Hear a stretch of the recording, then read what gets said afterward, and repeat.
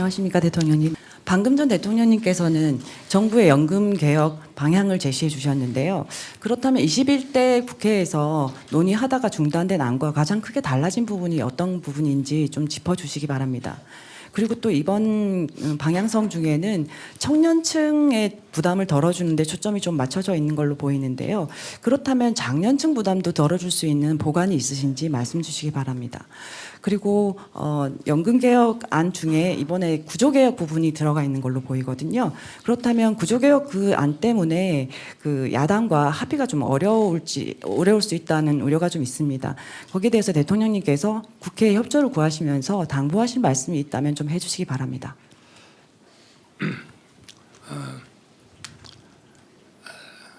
원래 행정부는 매 5년마다 한 10월 말경에 그 연금제도 그 개선을 위한 종합계획안을 국회에 내도록 되어 있습니다.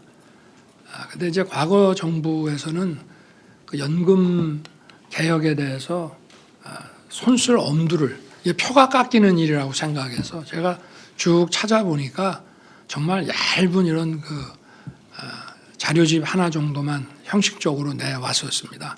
저는 뭐 대선 때부터 제 임기 내에 국회에서 결정할 수 있는 연금 개혁에 관한 충실한 자료를 다 내겠다고 말씀을 드렸고, 그렇게 해서 저희 정부 출범 직후부터 광범위한 여론조사, 또 FGI, 그리고 수리 분석을 통한 추계, 이런 자료들을 무려 5,600쪽을 작년 10월 말에 국회에 제출을 했습니다. 원래 연금은 어떤 사회적 그 대합의와 국회 주도의 논의로 이루어져야 되는 것이기 때문에 정부 안을 별도로 만들어서 보내지는 않았습니다. 그런데 아마 총선 때문에 국회에서 그 논의가 충실하게 이루어지지 못했던 것 같고, 21대 국회 마지막에 모수 조정을 통한 방안만 나왔는데, 더 근본적으로 좀 함께 논의해야 될 것들이 많다고 생각을 해서 22대 국회가 시작되면 바로 좀 정부가 안을 좀 내서 국회 그 논의를 조금 더 효율적으로 하겠다, 이렇게 말씀을 드렸고요.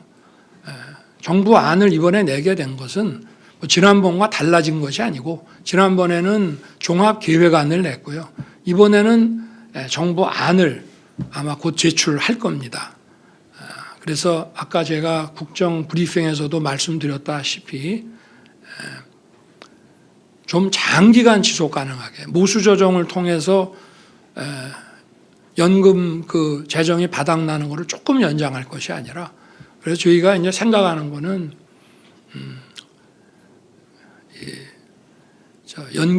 연금 그 운용 수익률을 좀 제고시키고, 그리고 자동 그 재정 안정 장치를 이런 연금 선진국에서 다 도입하고 있는 이거를 좀 도입을 하고, 그리고 이런 미래 세대 이 청년층에 아무래도 이제 연금이 지속 가능해지려면은 보험료 인상을 해야 되는데, 인상 속도를 좀 차등화하겠다는 그 사고가 이제 들어가 있고요.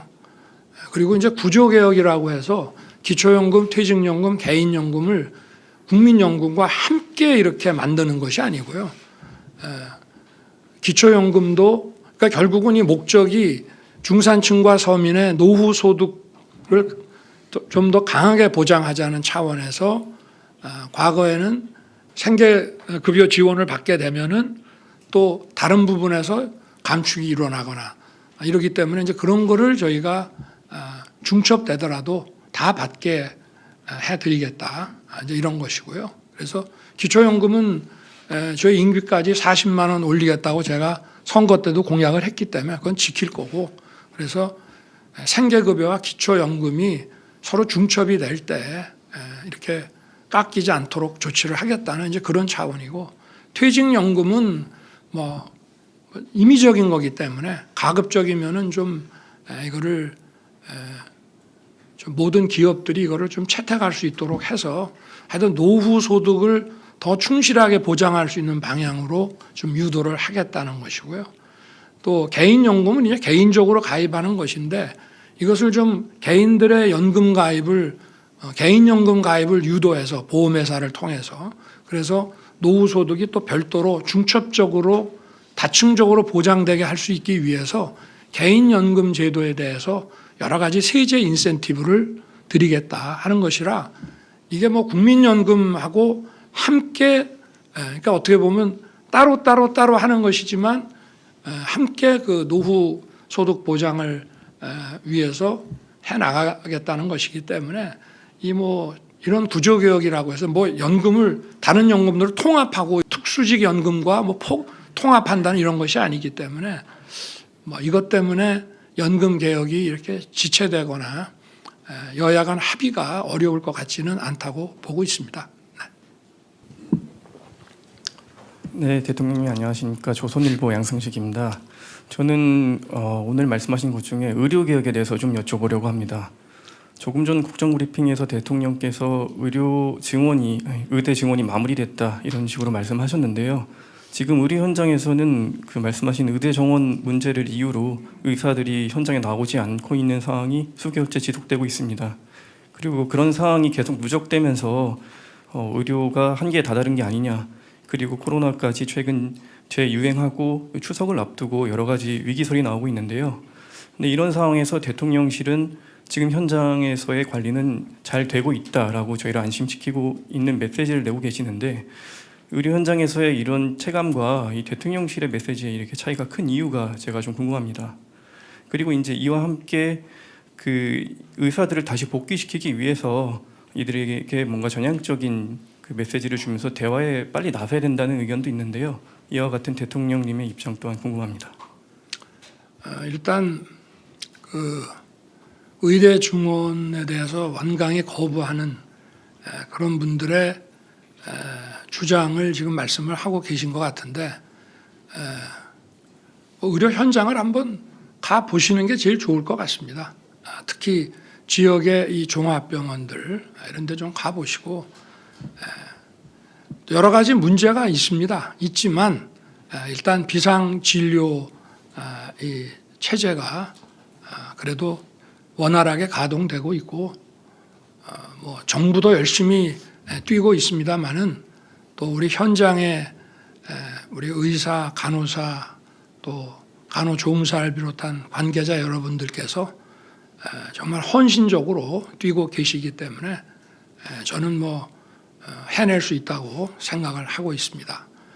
그리고 또 뭐 여러 가지 근본적인 문제들도 있습니다만은 그것은 바로 우리가 의료 개혁을 해야 하는 그 이유이지 이것 때문에 멈출 수는 없다고 생각합니다. 그리고 아마 이 의료 개혁 문제도 뭐 노동 개혁이나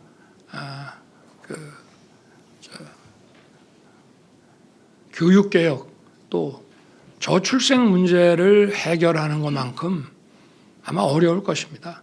지난 20년 동안 수백 조의 예산을 투입을 했습니다마는 저출생 문제가 해결이 안 됐지 않습니까?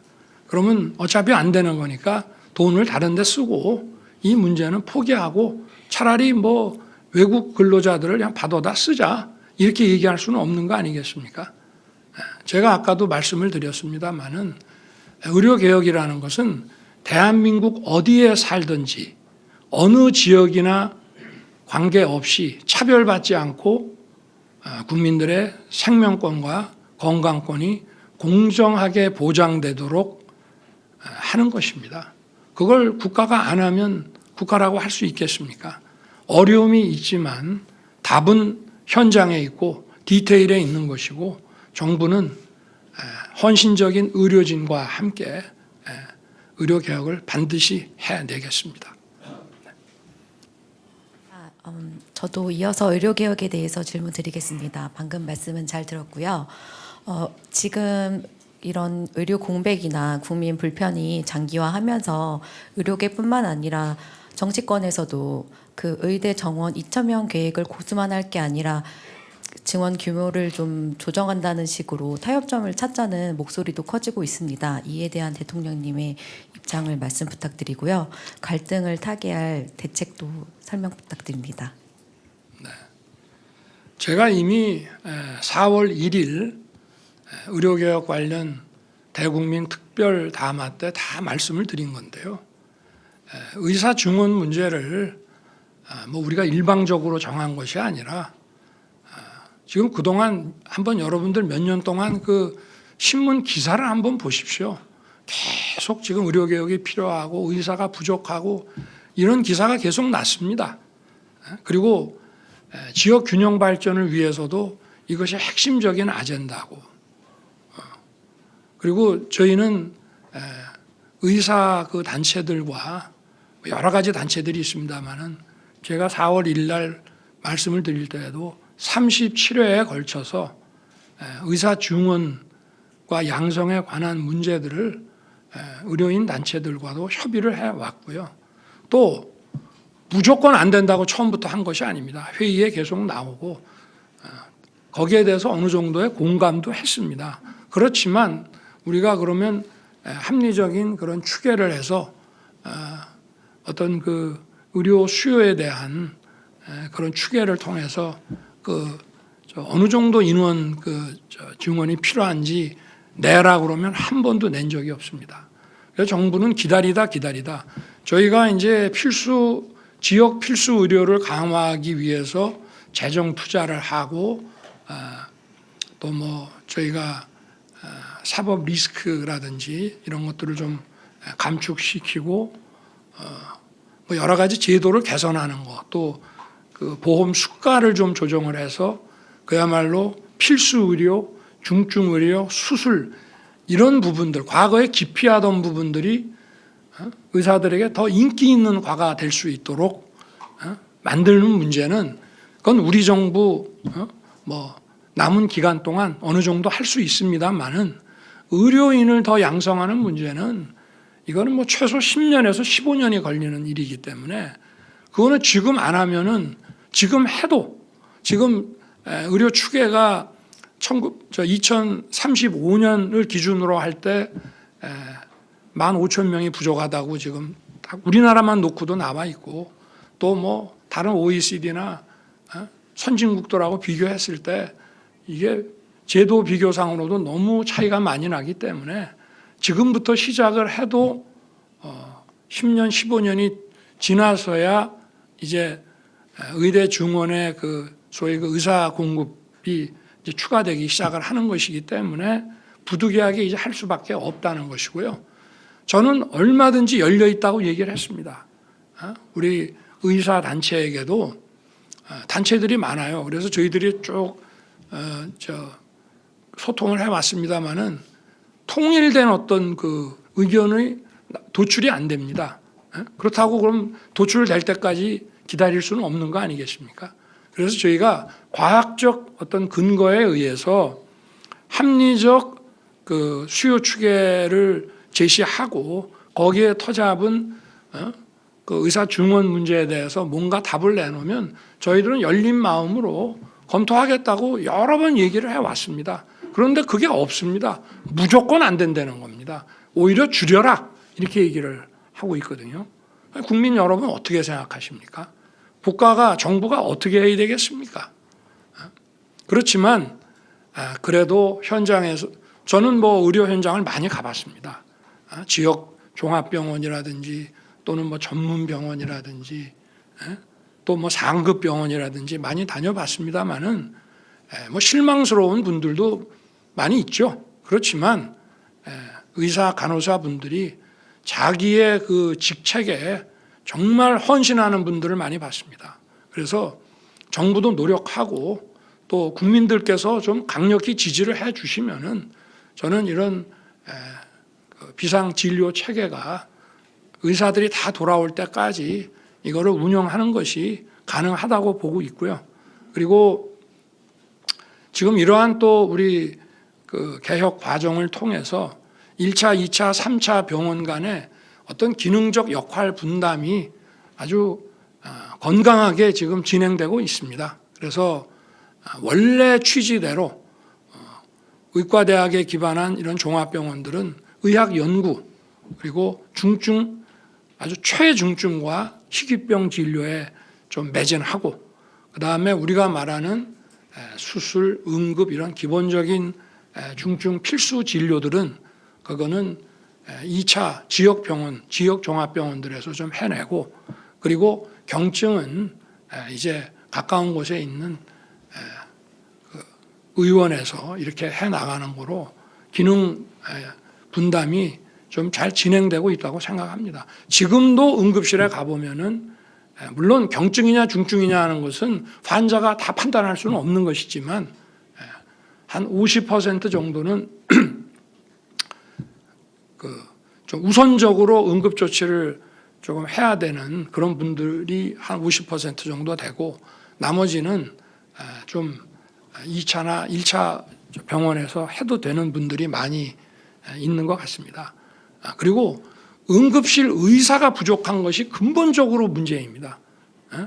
제가 지방에 이런 종합병원이나 공공병원을 가보면은 응급의학과 의사가 거의 없어요. 그거는 우리 의료개혁 때문에 생긴 일이 아닙니다. 원래부터 그랬습니다. 왜 그러느냐? 그분들에 대한 처우가 좋지 않거든. 그 처우를 개선하기 위해서 수가를 개선해야 되고 행위수가제 플러스에 행위수가도 올려야 되지만 행위수가 플러스에 정책수가가 만들어져야 되는데 우리가 그동안 그런 거를 내깔겨놓고 안 했습니다. 정부가 안 했어요. 그냥 의료보험공단에서 알아서 하라고 내버려 뒀습니다. 근데 이제는 우리가 국가가 나서서 국민들을 더욱 안전하게 만들기 위해서 이제 일을 해야 될 때가 온 것입니다. 여러분들께서도 좋은 의견을 좀 많이 내주시고 국민의 건강과 생명을 살리는 이 의료개혁이 성공할 수 있도록 좀 많이 도와주시기 바랍니다. 안녕하십니까 대통령님. 저는 저출생 문제에 대해서 질문을 드리겠습니다. 대통령님께서 저출생 수석과 인구전략기획부 신설 방침을 밝히시고 정부도 여러 대책을 내놨는데요. 아직 확실한 동기부여가 될 만한 파격적인 저출생 대책은 나온 것 같지는 않습니다. 앞으로 윤석열 정부에서 추가적으로 어떤 획기적인 저출생 대책을 구상하시는지 답변을 부탁드리고요. 덧붙여서 지난 정부들에서 수백조 원의 예산을 쓰고도 저출생 문제가 해결되지 못했다 이렇게 지적을 하셨는데요. 윤석열 정부에서는 지난 정부들과 어떻게 차별화를 꾀할 것인지 궁금합니다. 하여튼 이 저출생 인구 문제는 의료개혁보다도 더 어렵고 또 제가 그런 얘기를 합니다. 이 저출생 인구절벽 문제를 제대로 해결할 수 있는 대안을 누가 딱 제시한다면은 아마 노벨상 10개 정도는 받을 것이다. 어려운 문제입니다. 그렇지만 꼭 해야 되는 문제고요. 그러면 과거에는 왜 이것이 좋은 어떤 성과를 내지 못하고 오히려 역효과라고 하긴 뭐하지만 결국은 이 인구 절벽을 이렇게 방치할 수밖에 없었느냐. 먼저 앞으로 저출생 수석과 또 인구전략기획부 장관이 좀 먼저 고민해야 될 문제이긴 합니다만은 저는 이것이 이 나라의 어떤 구조적인 문제, 또 문화적인 문제, 가정에 대한 어떤 인식의 문제 이런 것들이 어떻게 보면 개별 정책보다 더 중요하다고 생각합니다. 개별 정책도 우리가 일과 가정을 양립하고 또 아이들을 자기 일하면서도 국가가 맡아서 큰 부담 안 들이게끔 국가가 책임지는 이런 양육과 이 돌봄과 교육의 퍼블릭 케어를 철저하게 해 나가고 이제 이렇게 한다면은 그런 개별 정책들도 많이 해야 되지만 이런 의료개혁, 또 노동개혁, 교육개혁, 연금개혁 이런 것들이 우리 사회의 지속가능을 위한 구조개혁을 해나가는 이런 것과 또 이 인구 문제를 풀어가는 것은 결국은 동전의 양면이라고 저는 보고 있습니다. 이제 시작하는 겁니다. 시작하는 것이고 뭐 일가정 양립에 필요한 어떤 몇 가지의 제도 또 퍼블릭 케어에 대한 어떤 제도 그런 것들은 다 국민들을 행복하게 하고 바람직한 사회를 만드는 데 도움을 주는 것이지만 인구 문제를 근본적으로 해결하는 쪽으로 가려고 하면은 결국 이 모든 것을 종합적으로 봐야 되고 그래서 저는 제가 우리 정부 출범하기 전 그 인수위 시절부터 저는 우리 정부를 이렇게 명명하고 있습니다. 지방시대 정부다. 지역 균형 발전을 최고의 어떤 그 비전으로서 내세우는 정부다. 이렇게 얘기하고 있습니다. 왜냐하면 지역 균형 발전과 지방시대라고 하는 것은 우리의 국토와 인력들을 빠짐없이 전부 골고루 명문 축구팀이 그야말로 운동장을 빠짐없이 효율적으로 쓰듯이 우리 국가를 전체적으로 효율적으로 써야 되고 모든 국민이 어느 지역에 사나 공정한 어떤 접근권이라든지 삶에 있어서의 권리를 공정하게 누려야 된다 이렇게 보고 있고요. 그렇게 함으로써 특정 지역에 과도한 집중을 막고 과도한 집중이 생기면은 살기가 어렵습니다. 아침에 출근하는 문제부터 출퇴근 문제부터 스트레스를 받게 되고 출근부터 경쟁해야 돼요.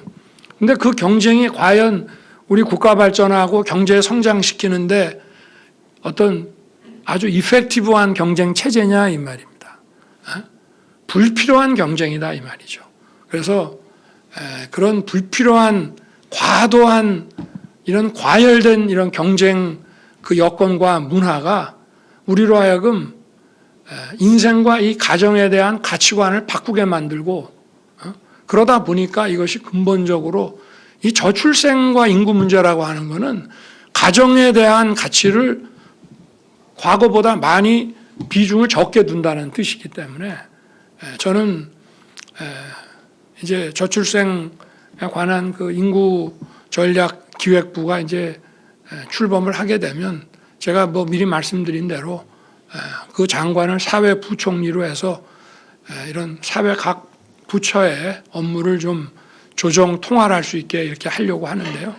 저는 거기서 우리 문화체육부의 역할도 대단히 중요하다고 생각합니다. 의료 복지를 담당하는 뭐 보건복지부 또 교육을 담당하는 교육부 이런 데만 중요한 것이 아니라 우리에게 그야말로 가족과 가정의 가치 또 마을 공동체의 가치 이런 것들을 다시 한번 일깨워 줄 수 있는데 이 문화체육부의 역할도 중요하다고 보고 있습니다. 그래서 하여튼 종합적으로 할 수 있는 거는 제가 다 해보겠습니다. 네, 다음 질문 받겠습니다. 네, 저 뒤에 앉아 계신 서울경제 강도원 기자님. 네. 대통령님 안녕하십니까. 서울경제 강도원입니다. 저는 그 노동개혁 관련된 질문을 좀 드릴까 합니다. 오늘 그 브리핑에서 말씀해 주셨듯이 그 취임 후에 불법 파업 대응이나 노조 회계 장부 공개 같은 노동개혁에 공을 들이시고 성과도 있었던 걸로 알고 있습니다. 하지만 여전히 그 인구는 줄고 있는데 노동력은 부족하고 그 대졸자 400만 명이 그냥 쉰다, 일자리를 찾지 못하고 있다, 가슴 아픈 이야기도 있습니다. 그리고 근로유연화, 정년 연장 같이 어려운 과제들이 좀 많은데요. 그 노동개혁의 산적한 과제 중에 가장 우선시하는 과제는 무엇이고 앞으로 노동개혁 어떤 식으로 진행하실지 구상을 듣고 싶습니다. 먼저 이제 정부 출범하면서 우리가 노사 법치를 강조했는데요. 노사 법치라고 하는 것은 결국은 사업자는 노동자의 권리를 존중하고 또 노동자는 또 사업자의 권리를 서로 존중해야 된다는 뜻인데요. 어떻게 보면 가장 기본적인 것이 제대로 되지 않고 있어서 참 그 부분에 이런 노동개혁에 그 많은 에너지를 거기에 많이 썼습니다. 그런데 이제 근본적인 거는 우리가 이제 자본시장은 글로벌 스탠다드에 맞게 이미 바뀌었는데 이 노동시장이라는 게 안 바뀝니다. 기업이라는 거는 자본과 노동의 이제 기술이 합쳐진 게 우리가 기업이라고 할 수 있고 거기서 돈도 벌고 또 일터로서 봉급을 받고 또 여러 가지 복지 혜택도 받으면서 우리가 살아가는 것인데 이 자본시장과 노동시장이 이제 서로 엇박자가 나고 있습니다. 그래서 저는 이제 노동도 글로벌 스탠다드를 좀 찾아 나가야 된다는 것이고 가장 중요한 것은 유연성입니다. 그 노동의 그 수요에 대한 유연성. 이게 꼭 무슨 그 사업자에게만 유연성을 어떤 그 수요를 중시하는 것이 아니라 근로자들, 노동자들도 이를테면 노동 시간에 대한 것, 노동 근로 형태에 대한 것에서 자유로운 어떤 선택권을 가질 수 있게끔 해주는 거죠.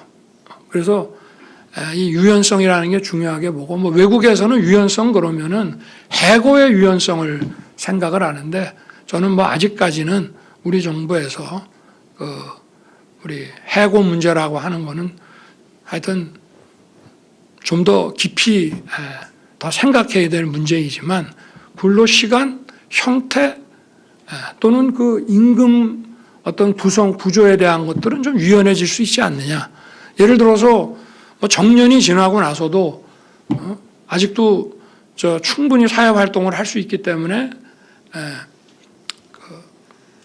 뭐 이걸 막연하게 그냥 정년 연장이라기보다 계속 근무를 할 수 있게 하려면은 뭐 중간에 이제 가장 높이 올라갈 수 있는 숙련도와 또 일할 수 있는 어떤 뭐 노동 강도와 이런 것들을 합쳐가지고 어떤 연령을 정해서 이 연령까지는 숙련도와 노동 강도라는 측면에서 가장 높은 임금을 받을 만하다 하면 거기까지가 이제 임금 피크로 올라가서 그 다음에 이제 완전히 퇴직할 때까지 다시 조금씩 내려오게 하는 뭐 이런 유연성을 발휘할 수 있다면은 그것은 더 근무하고 싶어하는 근로자들에게도 도움이 되는 것이기 때문에 또 실제로 이런 그 임금 구조의 유연성이 작동되는 그런 뭐 기업도 많고요. 외국에서도 이런 일을 많이 볼 수가 있습니다. 그래서 저는 이 유연성을 통해서 또 뭐 이를테면 원청업체에 근무를 하든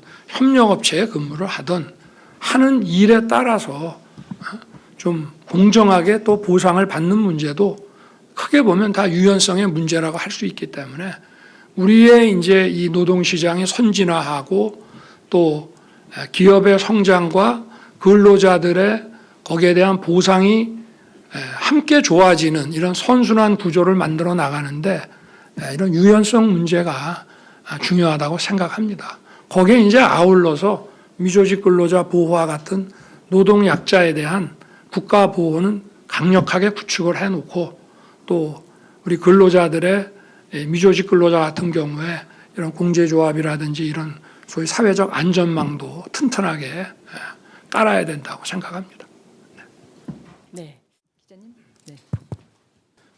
저는 정부의 그 대학 정책, 그 중에서도 지방 대학 정책에 대해서 여쭐까 합니다.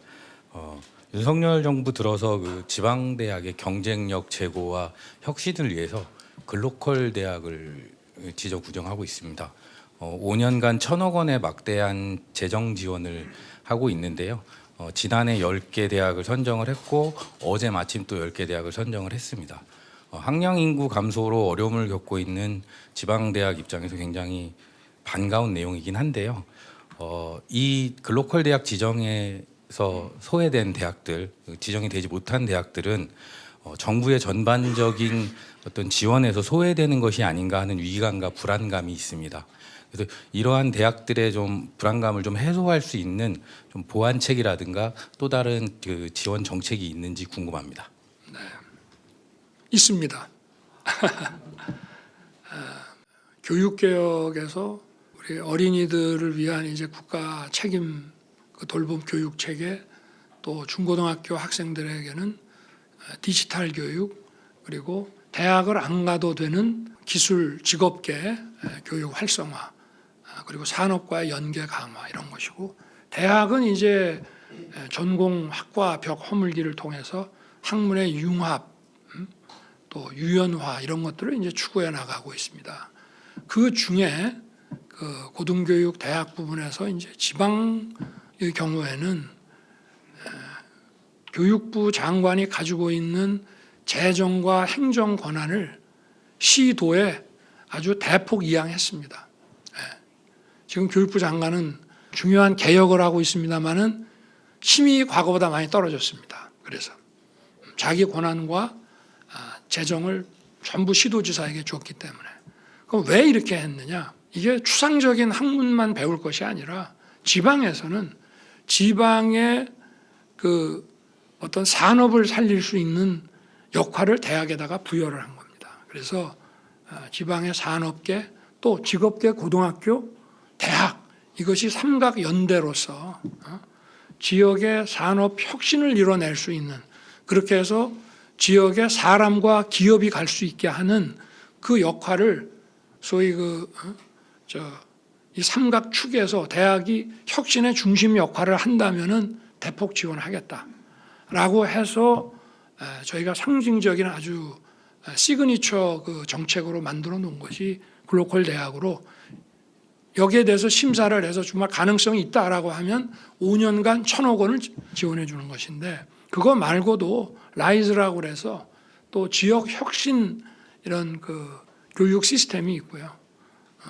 또 라이즈 프로그램도 있고, 또 지방 교육 특구라고 해서 그게 만들어지면은 거기에 다양한 뭐 이런 특별 교부이라든가 이런 지원을 또 하게 돼 있습니다. 그래서 글로컬 대학은 지금 현재 우리가 한 1년에 뭐 예산 제약이 있다 보니까 1년에 한 10개 정도, 그래서 우리 정부 한 3년 동안 한 30개, 그러면 전체 대학의 한 10% 정도가 거기에 들어가는데, 한 개 대학만 하는 것이 아니라 서로 연계해서 또 뭐 2-3개 대학이 한꺼번에 같이 또 연계도 합니다.